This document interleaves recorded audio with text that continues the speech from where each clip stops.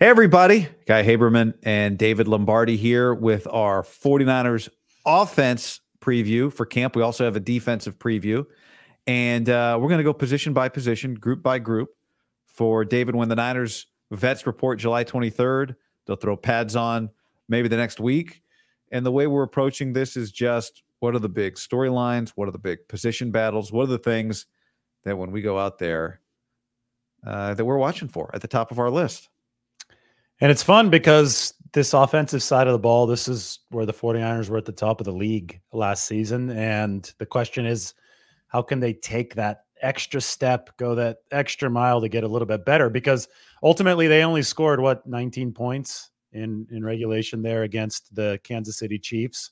So the offense needs to be a little bit better in crunch time. And I think that everybody points to the offensive line, right, as being a weak spot during that Super Bowl. But there was another problem for the 49ers, and it was the lack of separation that they got with their wide receivers in the Super Bowl. They also had a fumble from Christian McCaffrey early in the game. So they didn't play a perfect Super Bowl by any stretch on the offensive side of the ball. I think that was reflected in the scoring output. And, you know, when we break this down position by position, I think it'll be cool to do it through a lens of, okay, how have they gotten better, or how have they tried to get better at each of these position groups? And I would say, like, I'm going to include special teams in this, albeit briefly. They made a mistake on special teams as well in the Super Bowl. And it wasn't Ray McCloud's mistake, but they are replacing Ray McCloud. And, you know, I think any offensive coach like Kyle Shanahan, they would love if you could just skip the special teams part of the game. Maybe not any offensive coach, but a lot of offensive coaches would just say, forget about the possibility that my team is going to lose the ball on this punt return and just give me the ball at the 25-yard line. They don't get to do that. So for that reason, I think we should put special teams on the offensive side of the ball, at least special team return, which is what we're really talking about here. You mentioned offensive line. I think that's a good place to start because, I mean, you could argue, I think, that there's two question marks here. Trent Williams solidified at left tackle. I do think right tackle is solidified with Colton McKivitz. I think Banks at left guard is solidified. And so center and right guard is where I see the biggest questions here. Do you agree with that premise? Yeah, and you could see that I've got Jake Brendel highlighted in that pink color that denotes a player dealing with an injury. We didn't see him during the spring. He's got knee tendonitis. And he also regressed performance-wise in 2023 versus his first year starting in 2022 when he actually scored as a top 5 pass blocker at center.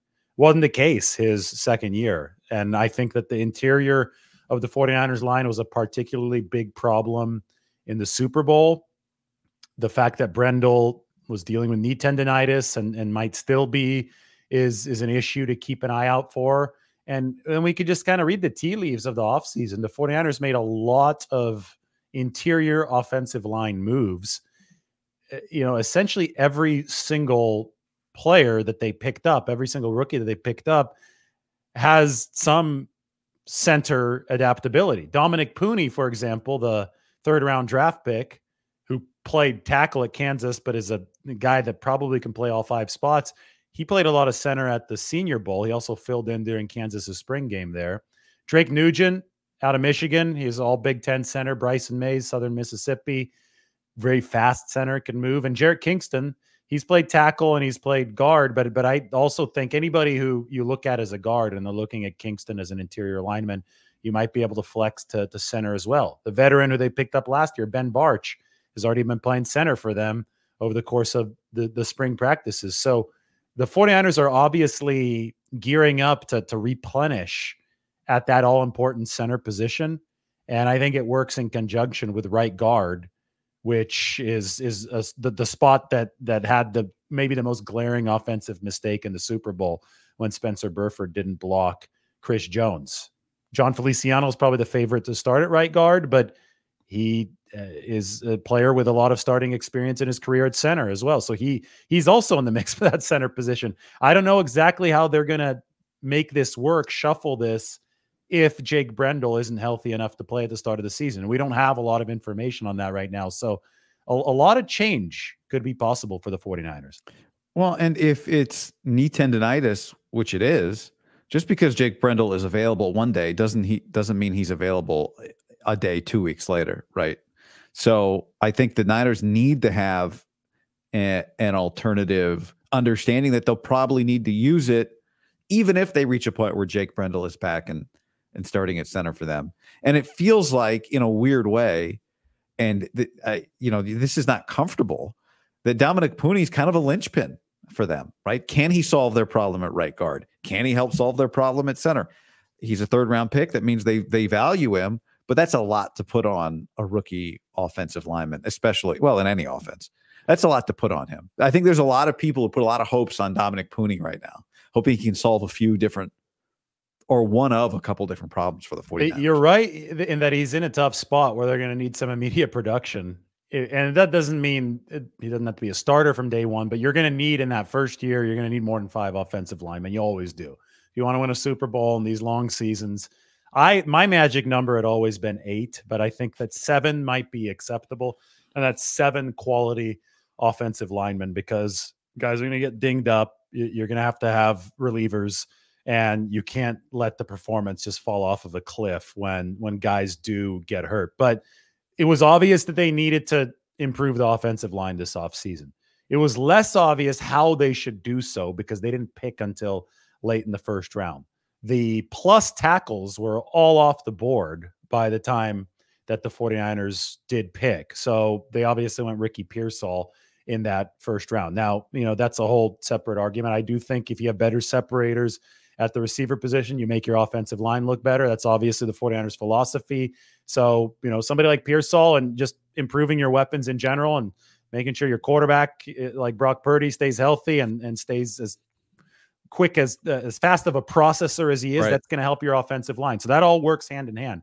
But as far as improving the line itself, they didn't really find a sweet spot to be able to do so until that Dominic Puni pick in the 3rd round. And one thing they really like about him, and I talked to Lance Leopold, that was his head coach at Kansas, is that they saw him make the jump from D2 football at Central Missouri to Kansas. He transferred to Kansas, which is obviously a D1 school, and he was excellent right out of the gate. I mean, that's a big jump, and it's going to be an even bigger jump now going from Kansas to the NFL. But the fact that this guy has already made that jump once, that, very daunting jump once, I think gives the 49ers some level of confidence that he's got what it takes to make something like that again. And one other thing is that he is very clearly a better pass protector than a run blocker, which marks a big change for the 49ers in terms of their focus along the offensive line. In the past, their higher picks along the line, and this goes back to Mike McGlinchey in 2018, had been very clearly better run blockers than pass protectors. But I think we've entered a new era here with Brock Purdy as the quarterback, with the pass game being the side of the ball the 49ers featured much more in the postseason last year. I think that this new era means that the 49ers have adjusting priorities as far as team construction goes. And they definitely went for a guy who, he didn't give up a single sack in 2 years at Kansas after he transferred from Central Missouri. That's why they went with Dominic Puni, because they're really focusing on pass protection. Anything else on the offensive line? Well, here, let's pop it open one more time. By the way, if you're watching or listening, David has a Google sheet that is the Niners 90-man depth chart. The link for that is in the description of however you're consuming this. So, yeah, well, just click on it and you could follow along here. Hopefully, those of you watching, hopefully this is in crystal clear HD so you can read this. But you can see Puni here, and I know I have him behind Banks at left guard. It's way more likely that he first sees the field at right guard. I just don't know what the health of these guys is going to be at the start of camp. God, it's going to be so complicated, right? There's not any indication. There's no reason to think that the rotation at right guard won't continue. I think we got to figure out center, right? We'll be analyzing it. Once we figure out center, our spreadsheet's going to look a lot more predictive of what's going on. Our spreadsheet. Yeah. Yeah. Well, I'm giving you some ownership here, so you could take it or leave it. You like the spreadsheet, don't you? Do you use it on your shows? I hope you do. Or I do like the spreadsheet. I use a depth. I use an actual. I have a in terms of formational depth chart that I take out to the field with me. And I print out a new one for every practice, and I am making like what to watch for notes on it and that sort of thing. And it's on cardboard, so I can write on it. It's almost like you're a play-by-play broader. Well, it is actually. It's from that. It's a kind of just it helps. Exactly, it's a chart. It helps. Although when I call a game, I numerically organize my chart, and when I go to a practice, I actually organize it by positionally, like the way everything's set up on the field. So, the brain works differently for different situations. But what we need to talk about before we skip forward here to the next position is swing tackle, because that's changed this year. And they brought in two. You could see the teal in this chart, by the way. Those are free agent acquisitions. They brought in two veterans who have both delivered some good football over the course of their careers. Chris Hubbard is an older player, and he's dealt with injuries over the past couple of years. But whenever he's been healthy, he's been able to actually still pass protect well. So that is a good depth option for the 49ers, I think, for a shorter period of time. He just hasn't shown in a few years that he could play a full 17-game season. Another guy who, this was a third-round pick of the Raiders a few years back, has also dealt with a lot of injuries, but when he was healthy earlier in his career, was a good player, Brandon Parker. So you've got Parker, Hubbard, and Jalen Moore as your potential swing tackle options behind Colton McKivitz, who's entering his second year starting at right tackle. They think that McKivitz can make a nice jump just because that was just his first year starting last year. But regardless of whether or not he makes the jump, you do have to have good backstop options here, because Trent Williams, he could go down for a game or two. You don't want him to go down for longer than that, obviously, but you better have somebody that can fill in. So I'm really interested to see who makes this roster at that position. All right, I'm going to take us to quarterback next. And, in terms of what to quote unquote, what to watch for, there's not a ton with Brock, although you say that again. What to watch for? That's my ESPN voiceover guy voice. They're going to have AI that can deliver that. Have you seen the AI for the Al Michaels AI? I saw the headline. Yeah, I haven't heard it yet, but I guess they haven't released it yet. They just released some clips, but it's personalized. Does it sound good? Highlights of the Olympics using AI.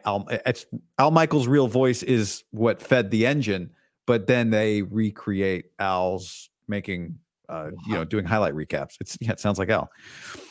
For the second year in a row, the 49ers have a quarterback competition for QB2. That's what was happening last year, and it's what's happening this year. And, I think the question is just, we all know how smart Josh Dobbs is.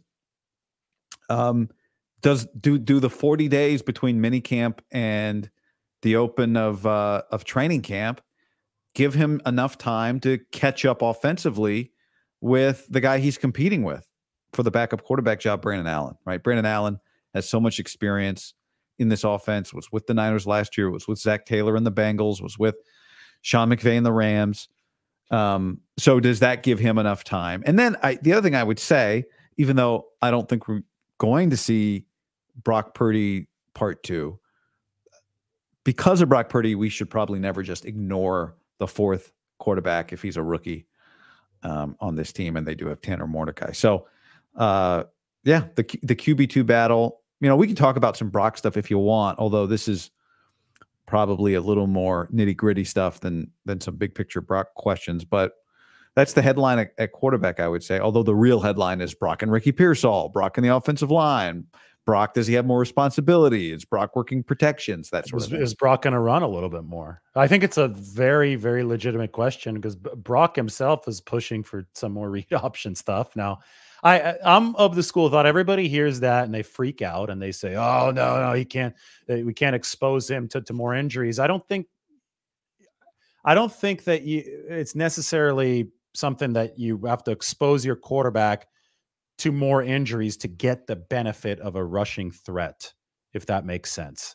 And I'll explain right now, because it probably doesn't. But convince me, please. Yes. So I don't love it, but please convince me. And Kyle, this was the thought process when they drafted RG3. That's what we're going to make Brock Purdy into. No, that's no, no. See, as soon as they say that, everybody thinks of one extreme. Yeah, yeah, that end of the spectrum. But when they drafted Trey Lance, they drafted him because they believed they could develop him into an excellent pocket style quarterback. But the rushing threat, just the thought of it in the defense's mind, would allow the 49ers to play 11 on 10 football. That they would have a one-man advantage because you could, you have to account for the quarterback at all times, so it could freeze a defender, and then obviously the pass game is better because of that.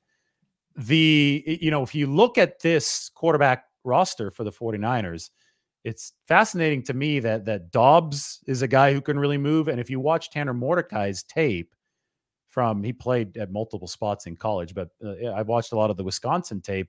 He could run. I mean, I think his 40 is like a 4.4 or 4.5. Like Tanner Mordecai can fly. So the slowest QB out of all these guys is Brandon Allen, because we know that Brock Purdy can move as well. Anyway, it might happen once or twice, but I would not be surprised if there was a read option play and you call it in a area where you could see that it's going to be safe, and you tell Brock Purdy, don't run into somebody, slide, don't take a massive hit. But if you can establish and put something like that on film, I think that it can unlock new levels of efficiency for the 49ers offense, because all you need in the NFL, especially with a quarterback who's as fast of a processor as Brock Purdy, especially with a 49ers team that has so many weapons downfield, all you need is sometimes to add an extra 1/10 of a second of indecision to one defender at the line of scrimmage. And that's the whole beauty of the dual threat game. You don't actually have to run the quarterback to have the dual threat, right? It's not like he has to be going out there and carrying the ball 5 or 6 times a game for that to happen. It may have to happen once every 5 weeks or once every 6 weeks. I don't know. Yeah. But it's a threat. It's more of a threat than an actual action. Or you never do it until the Super Bowl, and then you keep it. Right, Patrick Mahomes, right? Or in last year's case, the playoffs, right? Or I guess, yeah, the Mahomes in the Super Bowl. But Mahomes, everybody knows Mahomes can run. He established everyone knows he can run early in his career. That's true. But the talk on that one was on that he had never kept the ball on that play this year. So they hadn't run that specific play until then. He'd given it every time. Yes, yeah. and that's what the 49ers basically bid on the play. So I get it. I guess I'm talking a little bit less about the actual dynamics of the read option and the run play and whether or not that particular play works, and more about the fact that the defense is considering that something might happen, and that in turn compromises their ability to defend the pass. And Kyle has talked about that a lot. Like the whole justification behind the potential of Trey Lance was exactly that. Lance obviously ended up not being as fast as the 49ers had hoped that he would be. Or I think is comfortable as a runner. He looked very uncomfortable. Exactly. So it didn't work out. We get it. And Brock Purdy did. That doesn't change the fact that Kyle Shanahan has wanted to stretch opposing defenses with the running ability of his quarterback. And that doesn't mean that he wants a quarterback that's taken off and running around like Steve Young or RG3. But I think it does mean that rushing threat can be useful. And then there's the whole off schedule portion of things, which proved to be the savior of the 49ers season last year. Brock Purdy wasn't able to deliver off schedule. They probably don't beat Green Bay. He had a huge run on the winning drive there, and they definitely don't beat the Detroit Lions. He had several big runs in that game, and now 3 of their 4 quarterbacks can all move. So it's interesting just to look at that depth chart and the skill sets there, because they can be put to good use. What did Bill Walsh say to Steve Young after that famous stumbling Steve Young run? Like, oh, great run. It would have been better if Jerry Rice had done it. Yeah. It would have been a little bit more efficient if you just give the ball to Jerry and watch him do it, because I think he evades defenders a little bit more gracefully than you. That being said, Steve Young evaded defenders very, very gracefully. He's got to be a top 5 running quarterback of all time. That run right there, that's one of the great plays in NFL history.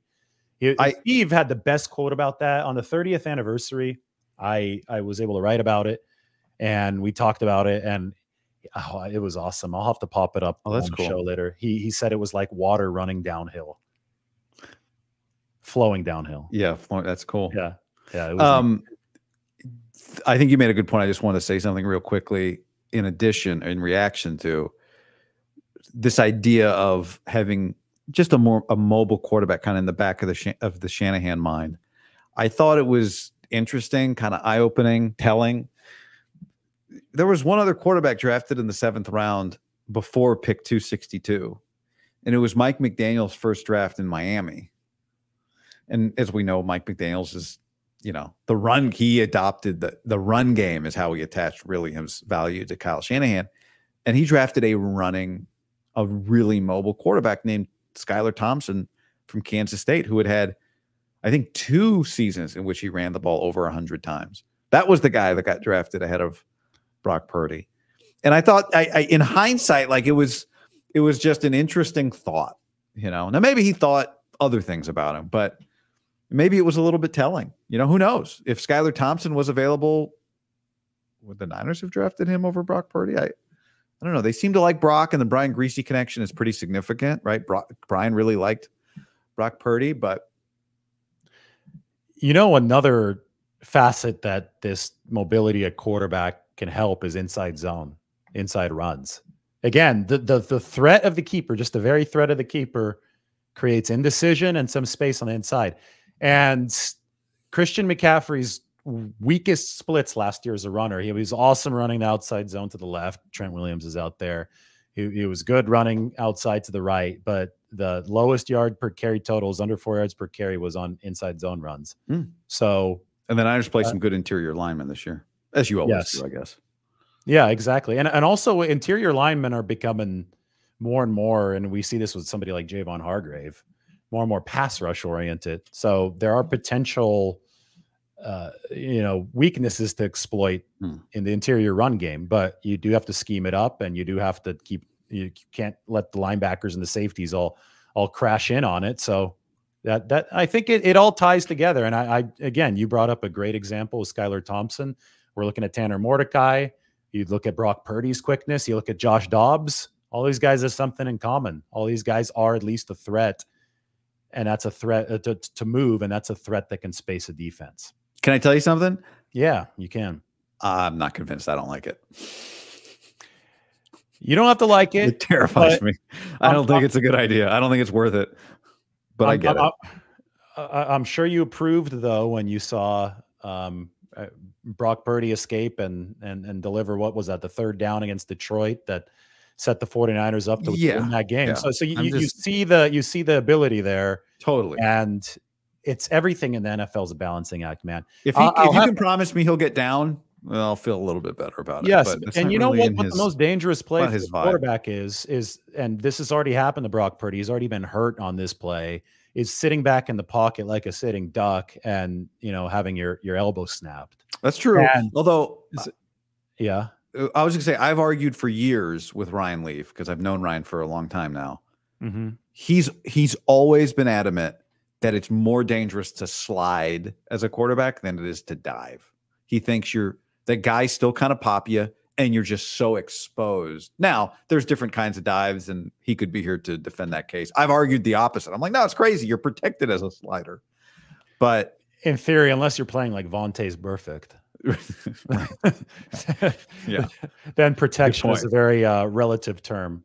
But yeah, no, the dynamics of that, and I am not sitting here saying that they're going to be, again, running this multiple times a game. This might be a couple times this season. That sometimes that's enough to get defenses to think the way that these guys study the tape. But if you zoom out and look at this in the big picture, and you remember the Hassan Reddick play where Purdy got blown up in the NFC Championship game, whatever you can do in totality as an offense to keep an opposing pass rush on its heels instead of on its toes will end up making your quarterback safer.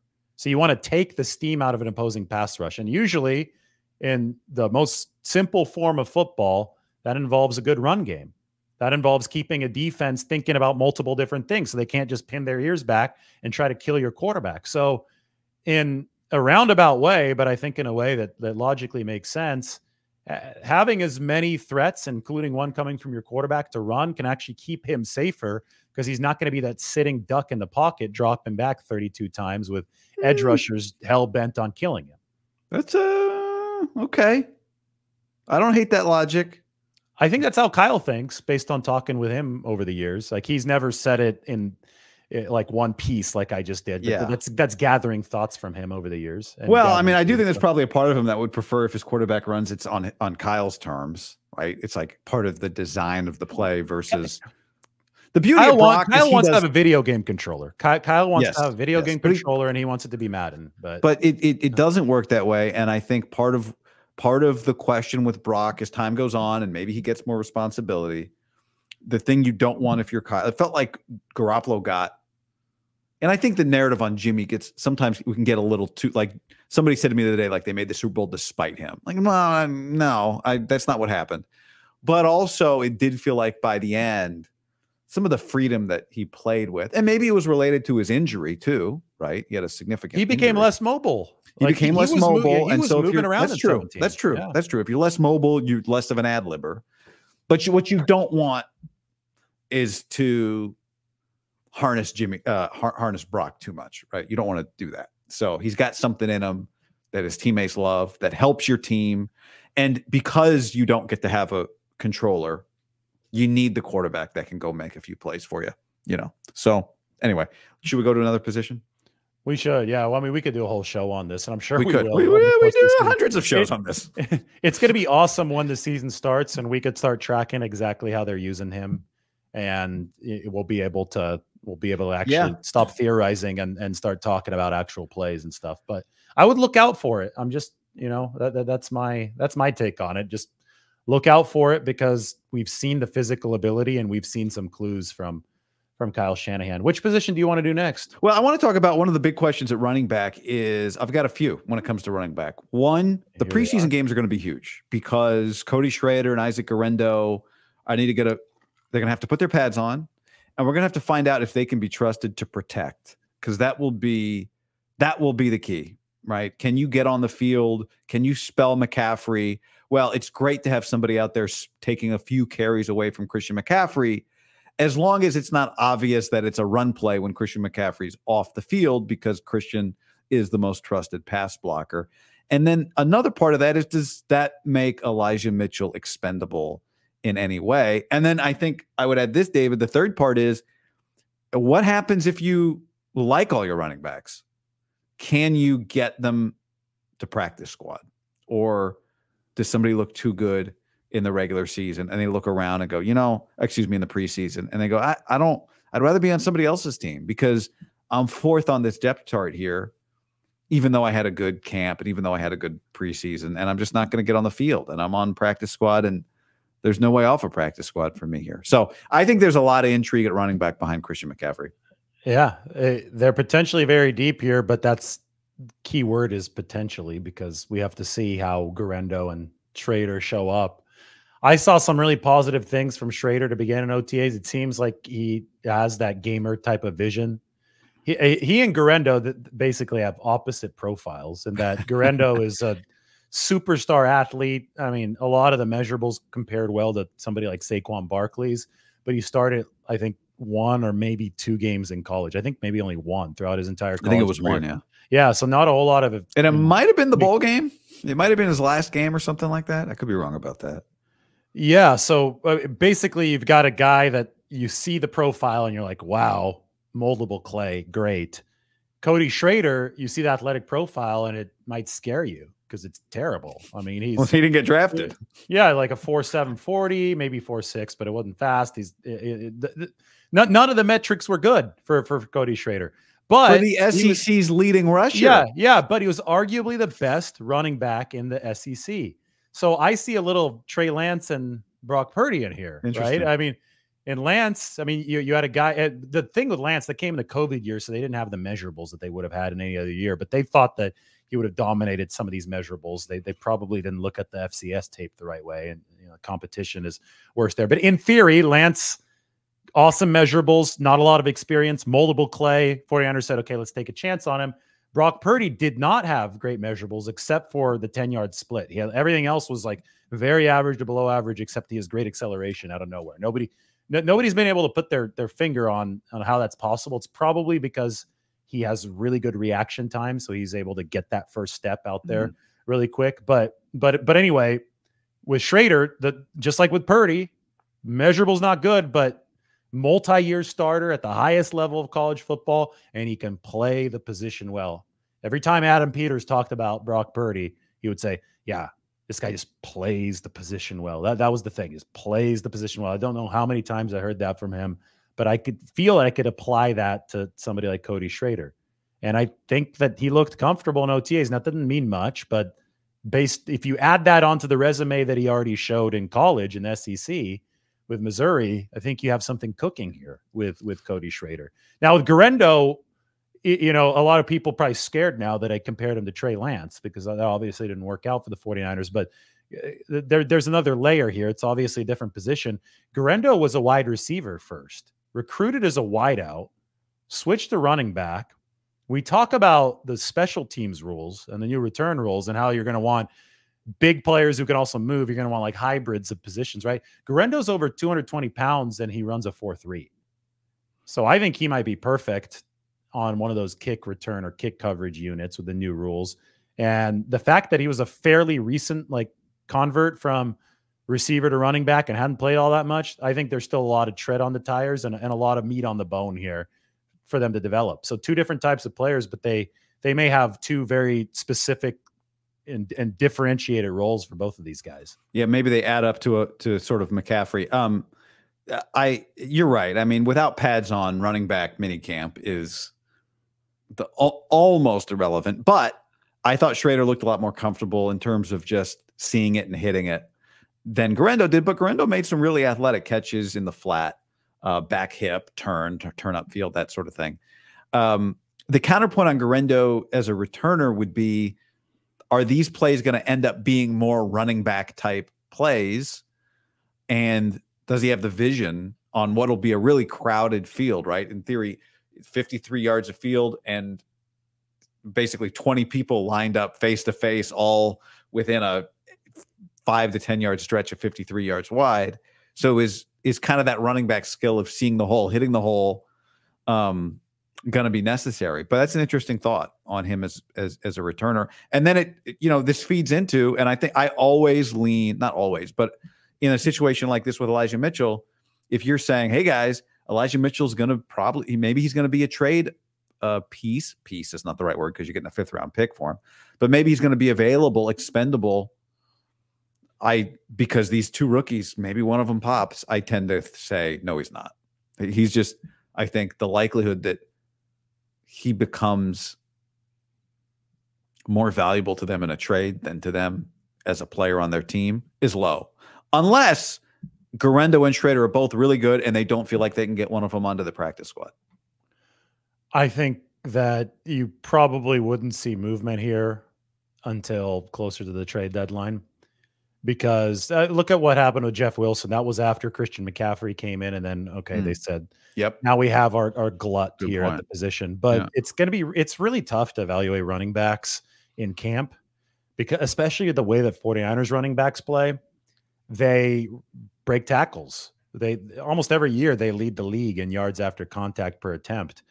They don't tackle to the ground during practice at training camp, so the running back's key skill is not able to be displayed during these practices, which is why preseason games, I'm all about looking at the running backs, because finally they get to run through tackles. We get to see what they behind have. Like half of a B team of an offensive line. Yes, exactly. So that's August 10th, Nashville. They're playing the Titans. That's Lombardi will be there.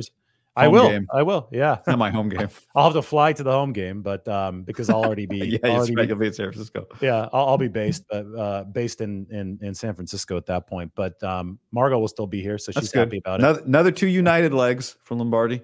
I need to get the 54 this year. We need to get to the 1K. Yeah, we need a spreadsheet for that. I do have one. I'm not going to share it though. I'm not going to get to the 54 that I need if I don't pre-plan this, and I'm barely getting there. So if there's a flight that I can't take, I may have to be the guy that, and Oh I've done no, this before. I've heard of these people. And my roommate, Last day of the San year, Francisco, cross-country Paul, flight to Boston. No, well, 2 legs, 4 connections. He only needed 2 legs. And I'm just sitting on the couch, and here goes Paul. I'm going to send this to him. He's going to get kick out of it. Sitting on the couch, and it's just like a Saturday. Normally we just hang out, and he's, walking out the door. I'm like, where are you going? He's like, oh, LA. I'm like, what? When are you coming back? He's like, I'll be back in 3 hours. I'm like, what?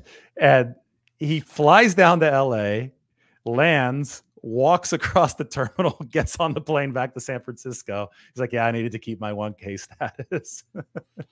For people who don't understand, there are people like this, like Lombardi, who first timer this year. First timer. There are people who will, like, at the end of the year, fly across country, just fly to Hawaii and then turn around and fly back. Which, if you have any questions, you could DM me. Yeah, actually, Lombardi's helping me get some Star Alliance points for my Portugal trip. So thank you. I'm making fun, but I actually need the help. So if you fly enough, it's worth it because you get with 1K, you get upgraded a lot, right? Yeah. And even with gold, I've gotten upgraded quite a bit in the wider seats. Watch the Steve Harvey clip on First Class. Have you seen that? No, I don't know that I have. We'll play it at some point later. He basically says, you should treat yourself just one time to First Class, and you could get the big wide seats, the meal, the champagne, and everything, because then every single time you board the plane, after that, you'll walk by those seats and you'll start getting really, really upset that you're not sitting in them, and you'll start manifesting ways to return. So basically, I'm manifesting ways to return through my spreadsheet. I like that. Flights you might deem meaningless to LA on December 30th. They're not meaningless. Not meaningless. Got it. You know who else isn't meaningless to us? The tight ends. We believe in tight ends. Well, so what is going to happen at tight end too, right? This is one of the big questions here. Well, let's put it up. Let's see. There. You have who do you have? Oh, you have Braden Willis. This is not scientific. I just put names up there. I haven't. I really, really don't know what's going to happen. I'm tempted now to even nudge Willis down. I think Eric Saubert is the high floor option for the 49ers. I think Logan Thomas might actually be the higher ceiling option. He had 55 catches last year, but the question is, can he block? He didn't have to block in that system for Washington the way that he would have to block for the 49ers. Saubert's huge, by the way. I mean, we're talking... He's muscled up, and Thomas is tall. Like Thomas and Mason Pline, who might, be better than all these guys except for George Kittle after he develops, because he's got a lot of, I think, untapped potential. He freshly started playing football in 2023, came off a college basketball career. But all these guys are tall, but Sauber is, he's got the width, and he also has the pedigree. He's been in the league since 17. That's impressive staying power no matter who you are. This is a cutthroat league. So he's been able to be that journeyman that can do the small stuff right. So if Braden Willis is, not up to par, if he doesn't make that big stride, and he had a good OTA session, he caught a lot of passes, but we didn't see the blocking in OTAs. So if Braden Willis isn't able to secure that 2 spot, I think Saubert's a high floor kind of guy. That's the way I look at it.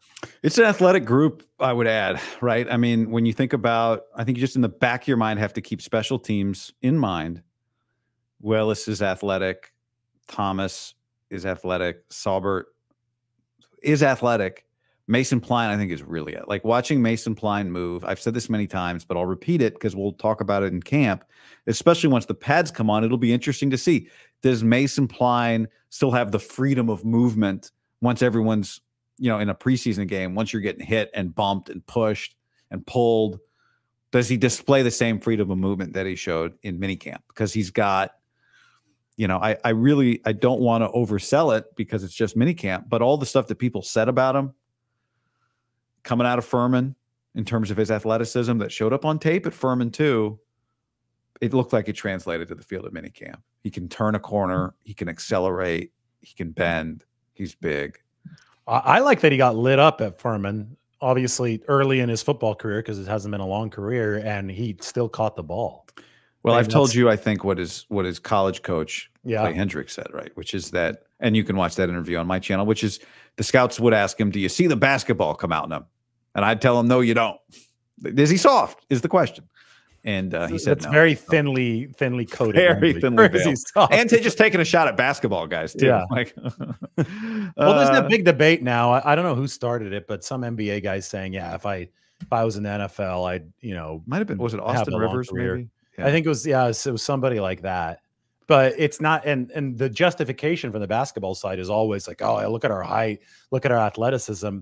Football, that will win you half the battle maybe, but there's a huge part of the battle that is about grit in football. No matter how cheesy that sounds, you're not risking your life running across the middle of the field in basketball. And I get that there are rules in football now that have minimized a little bit of that, but I don't care, because just because there's a rule doesn't mean that somebody that runs a 4.3 and is 240 pounds will not hit you while you're running a 4.3 as well. And that's a car accident right there in the middle of the field.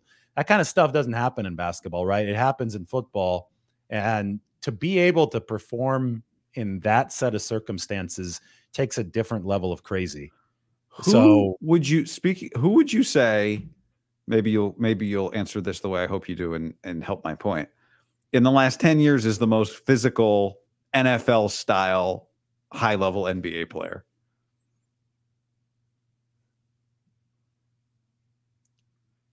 LeBron is pretty damn LeBron's physical. actually, that's a good one. Yeah, and LeBron did play a little football, but I'm thinking of Draymond Green. And the reason I was about to say Draymond because he plays more football. Go watch Draymond Green in the Michigan State spring game. Go watch him in the Michigan State spring game. It's cool that he went out there and played in the Michigan State spring game. He's not about to be an NFL player with a few more practices. It wasn't going to pan out for him in football, which is great. He's a Hall of Fame NBA player. But it wasn't going to work. It wasn't going to work. That's a great point. I was thinking either LeBron or Draymond. I probably LeBron's a good one. LeBron as a receiver would have been, but people always like LeBron would be a sweet defensive end. No, he'd be a good receiver. Well, he probably, the thing, a defensive end has changed so much over the years. Like, I don't know if I told you the story of Kyle Bell. You might have covered him in the Pac-12. He played a little bit for Oregon State back in the day, but he was my friend in high school. And this guy's huge. He was 6'4" and muscled up. And, back when I was in high school, this is 02 to 06. It was before the shift that we've seen to athleticism along the defensive line. It was just starting around that time. And so everybody would see 6'4", 220 and be like, okay, wide receiver, let's go. Our high school coach saw that and said, no, I'm going to put him at defensive end. And he's going to obliterate all these offensive tackles, put on a little bit of weight, and it's going to be an edge rusher. And we've seen that now, like over the last 25 years in the sport of football, is that even the defensive tackles, Aaron Donald just said after he retired, he was playing at 260 or 265.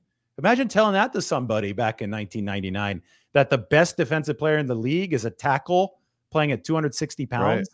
So there's been this shift to athleticism. And by extension, if we want to apply this to the 49ers offense, that's why Kyle Shanahan likes to run the ball, because he's seen defenses get smaller, and that's mainly to defend the pass, either through pass rushing or coverage.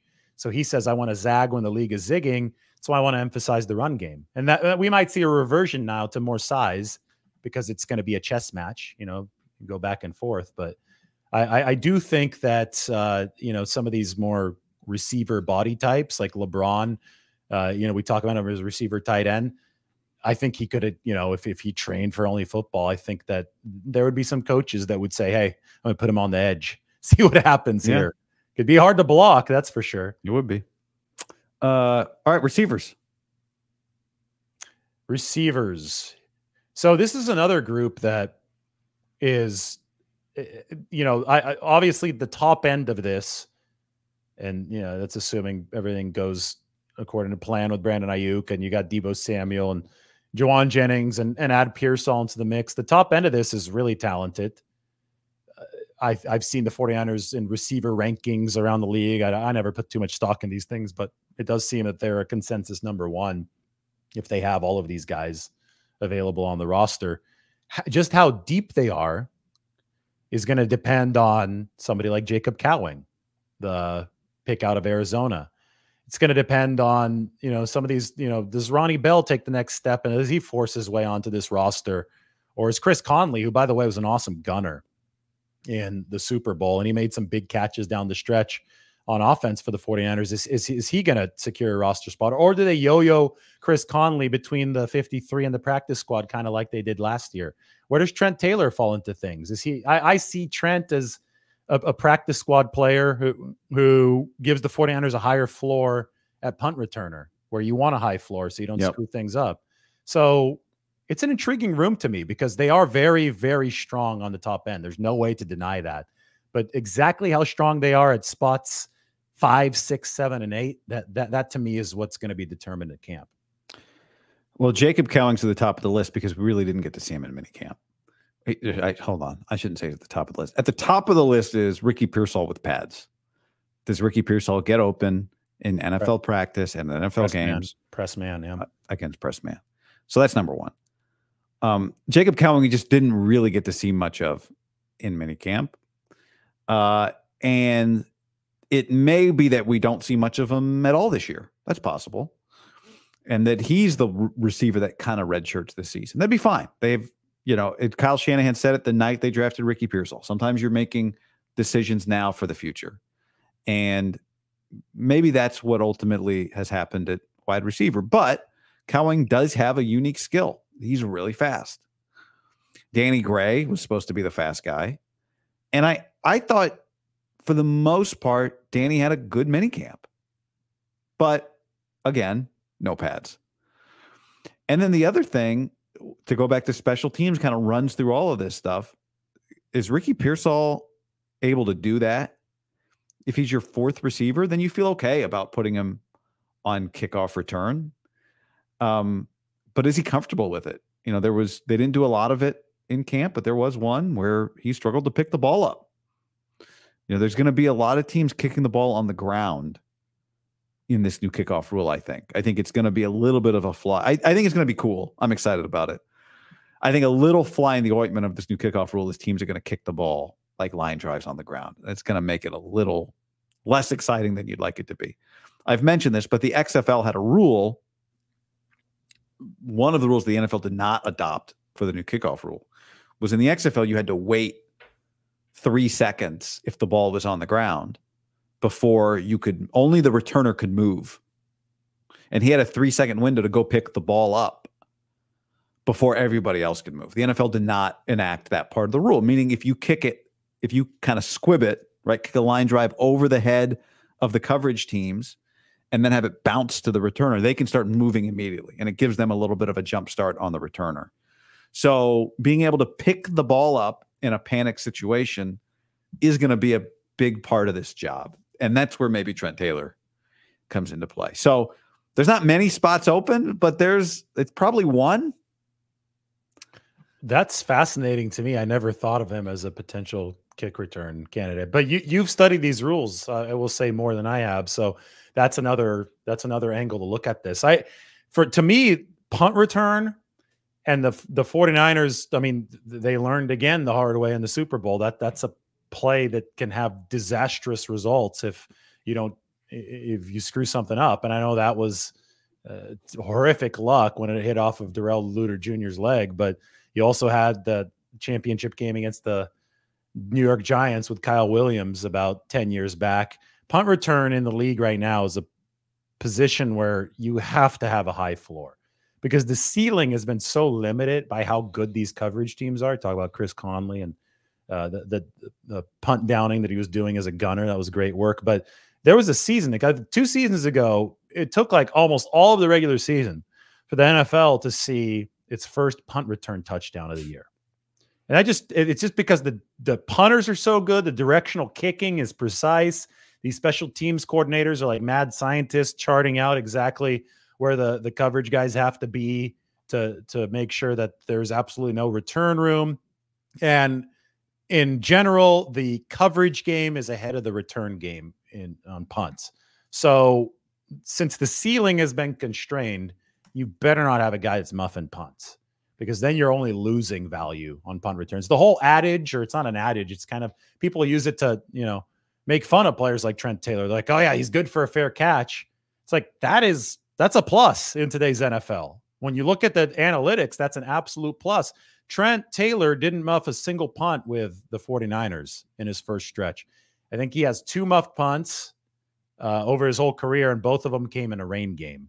So there's, especially at, for a team where that position is up in the air, Ray McLeod's gone now, having a safe option is very, very necessary. This roster is really good. You can't have punt returner screw it up. Well, and the other thing I'll say about it, and this is not a receiver part of it, this is the, both Mitch Wishnowsky and Jake Moody, they took turns practicing in those kickoff drills that we were able to see in minicamp. Mitch is Australian. Mitch grew up playing Aussie rules football. Mitch has kind of when given the chance to be a little physical, he, more than most kickers or punters, I would say. He also, remember his rookie year, laid somebody out. Yes. It was Kansas City. That was crazy. So, but he, I think he had some shoulder injuries when he was young, which is part of why he switched from playing like full contact Aussie rules football to like a flag version. How much do kickers end up involved in these plays? I don't think it'll be as much, like the Chiefs have talked, Dave Taub is Taub, is that you say his last name? Taub, the Chiefs special teams. They've talked. I don't know how you pronounce it. Yeah, but you print guys. No, they've talked about using I always want to say Eric Reed. Justin Reed. Stanford guy. I think there are some rules about where the kicker can go as well, how far the kicker can advance until the kick. So, or until the ball's been touched. So I don't know if the kicker will be involved in this as much as people are worried that he might be. But that's also, I don't know what the Niners are going to, that will be an interesting thing to watch in preseason games. I just think there's a higher chance, right? And again, you've studied this more than me, but there's a higher chance this gets to the last line of defense. There is. Yeah. Because the guys are all in one line. Yeah. Right. Instead of being spread out as they were before. So even if the kicker is not allowed to advance as quickly far up the field, I see the Chiefs thinking Reed is a safety, last line of defense. Having a safety there is better than having Harrison Butker there. So it'd be great if you had just another guy that could kick, but they don't. So yeah. Well, I still remember when Chris Conley kick. Chris Conley can do a lot of stuff, by the way. He could block. He could run that corner route. That corner route that he ran against Green Bay was clean. I mean, Purdy put that ball right where it had to be. But he ran a good route against the Rams too. He had a good game against the Rams. I can't believe I mentioned this now 3 times in the show, but the gunner work that Chris Conley did in the Super Bowl, we'd still be talking about it much more if they had won that game. That was instrumental in that game. You were going to make a Wishnowsky point that I interrupted. I believe 2019 was his first season, and it was 2019 preseason week. I want to say week 3 at Kansas City. He just absolutely decked somebody on kick coverage, and I still remember it. I still remember like all the reporters the next week going up to him in the locker room because like, we never seen a punter do that to anybody. So that stuck with me. I remember when he was at Utah, which is a physical football program. Kyle Whittingham's a physical coach, a lot of physical players. He ran a fake punt that I think he called. He got the first down and then immediately undid all his good work because he got a celebration penalty very intensely, like spinning the ball down. And Kyle Whittingham was screaming at him. So, he had, it wasn't a celebration penalty, but he called his own fake punt for the Niners year. Yeah. And it got called back. I think Aaron Banks had some kind of holding. That's right. So he's had that twice. That's insane. But Kyle Whittingham said after the game, he was really mad at him. And then he said after the game, in Aussie rules football, you're allowed to do that stuff. He didn't know.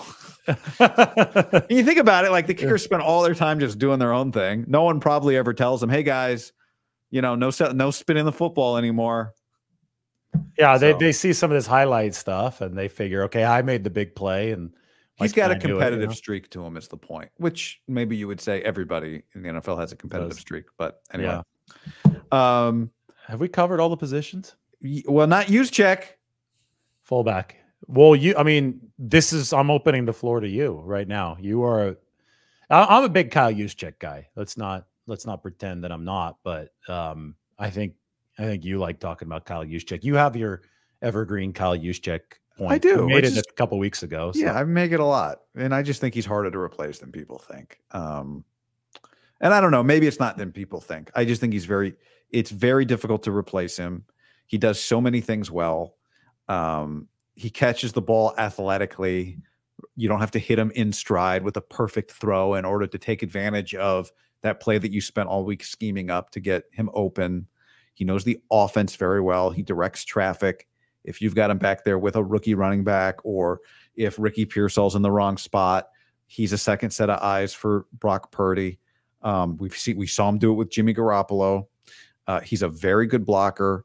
I think if you go watch a Niner game and you just watch him, watch how often Juszczyk is running. Everyone else is going one way, and he's running the other way. And what generally it means is he is running through a fire of people running past him. Often he's running into the fray as well. But, I definitely I'm partial to him. There's no question. So I acknowledge a little juice bias. But I also think fundamentally, people are always looking for the next version of him. And you should be. The Niners should be. Like, it's just the natural order of things.